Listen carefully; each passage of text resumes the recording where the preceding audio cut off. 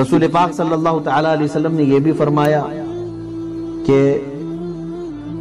حضرت ابو موسیٰ اشعری رضی اللہ تعالیٰ عنہ اور دیگر صحابہ سے یہ حدیث ہے ترمذی ابو داؤد کی، فتنا كقطع اللیل المظلم یصبح الرجل فیہا مؤمنا ویمسی کافرا، قریب قیامت کے ایک زمانہ ایسا آئے گا کہ ہم ایسے فتنوں میں مبتلا ہوں گے رات کے آخری پہر کی طرح سے، ایسے ہم فتنوں میں مبتلا ہوں گے، فرمایا کہ صبح کے وقت آدمی مسلمان رہے گا اور شام میں کافر ہو جائے گا، شام میں مسلمان رہے گا صبح تک کافر ہو جائے گا۔ یہ حدیث پاک ہے، صحیح حدیث پاک ہے۔ یہ حضرت ابو ہریرہ رضی اللہ تعالیٰ عنہ سے بھی حدیث یوں ہے، یمسی مؤمنا ویصبح کافرا یبیع دینہ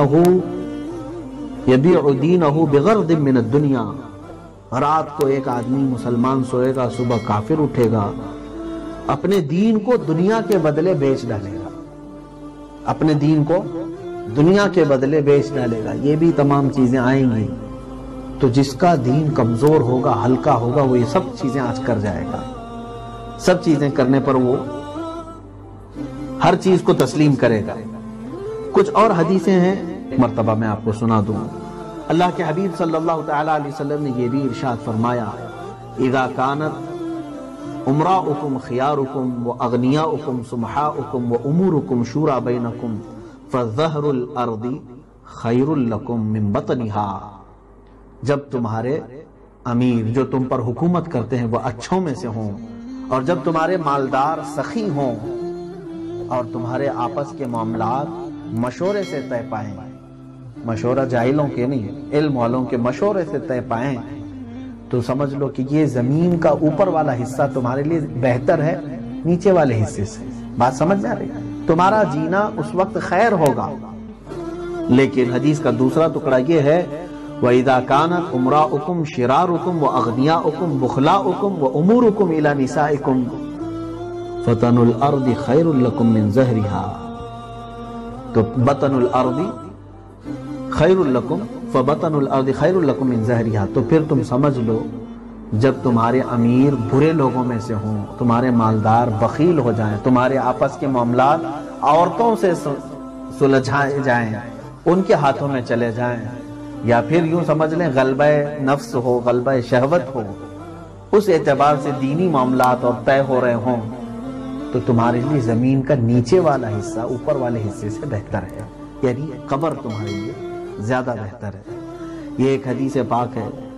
دوسری اور ایک رسول کریم صلی اللہ تعالیٰ علیہ وسلم نے فرمایا، کیف بکم اذا فسق فتیاتکم وطغى نساؤکم، اللہ کے حبیب صلی اللہ علیہ وسلم نے فرمایا وہ زمانہ کیسا ہوگا جب تمہارے گھر میں موجود عورتیں فاسق و فاجر ہو جائیں گی، بے حیا ہونے لگیں گی، اور تمہاری عورتیں سرکش ہو جائیں گی، تمہیں چھوڑ کر باہر نکل جائیں گی۔ یہ بات کیا آج پاکستان کی ان سڑکوں پر ہم نے نہیں دیکھا جنہوں نے بینر لے کر کے نکل کر یہ اعلان کیا، ہمارا جسم ہماری مرضی؟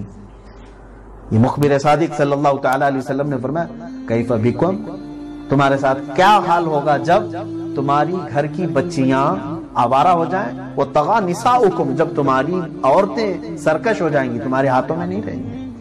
اچھا، اس حدیث پاک میں یہ بھی دیکھیں، پوچھا گیا، صحابہ نے یہ پوچھا، کیا یا رسول اللہ صلی اللہ علیہ وسلم ایسا ہو سکتا ہے، ایسا ہوگا؟ تو جواب میں میرے آقا صلی اللہ علیہ وسلم نے فرمایا، نعم و اشد، نہیں بلکہ اس سے بھی زیادہ سخت ہوگا۔ ہاں ایسا تو ہوگا، اس سے بھی زیادہ سخت ہوگا۔ اس سے زیادہ سخت کیا ہوگا وہ محسوس کریں آپ۔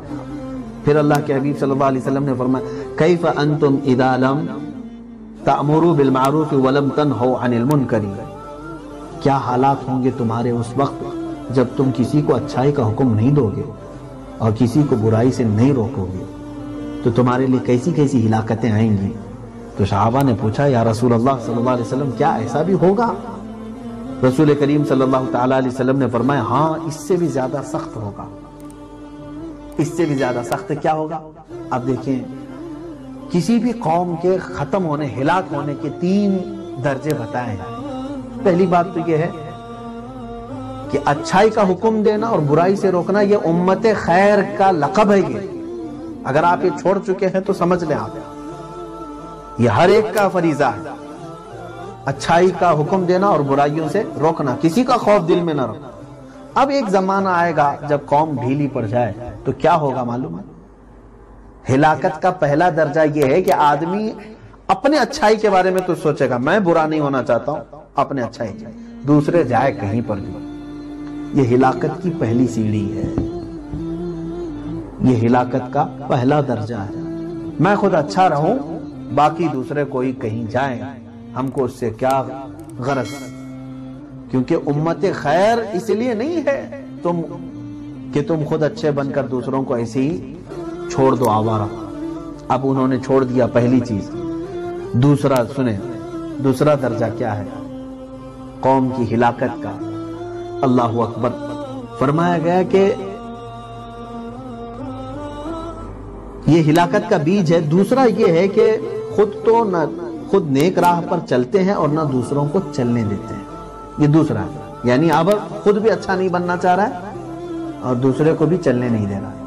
مجھے نماز نہیں جانا ہے تو دوسرے کو کیوں جانے دو؟ معاذ اللہ رب العالمین۔ اگر یہ درجہ آیا ہے تو یہ قوم کی ہلاکت، یوں سمجھ لیں بیج ان لوگوں نے بویا تھا جو خود اچھے بن کر کے دوسروں کو اچھا بننے کی ترغیب بھی نہیں دے رہے تھے۔ اب دوسرا درجہ یہ آیا کہ خود بھی اچھے نہیں ہیں اور دوسروں کو اچھے بننے کے لیے دیا بھی نہیں جا رہا ہے۔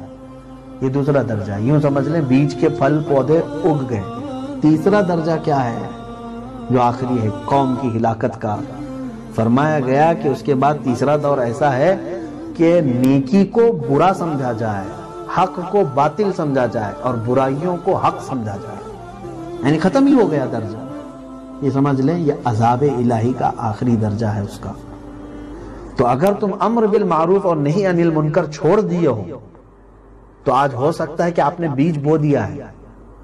ہر کوئی یہ سوچ رہا ہے کہ میں کیا ذمہ دار ہوں سب کا؟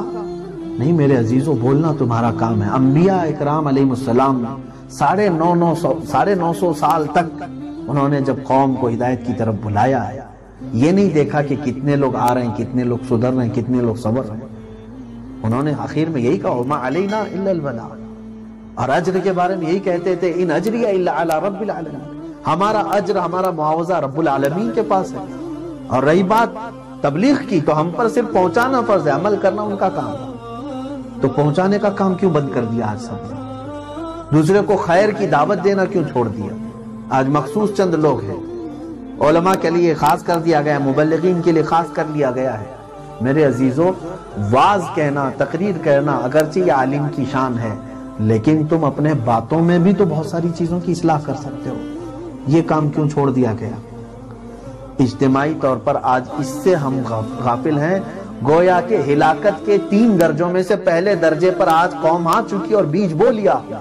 اس کے بعد وہ لوگ آئیں گے جو خود بھی برے ہوں گے اور دوسروں کو برائی پر چلنے کی ترغیب دیں گے اور کبھی اچھائی کی طرف ان کو جانے نہیں دیں گے۔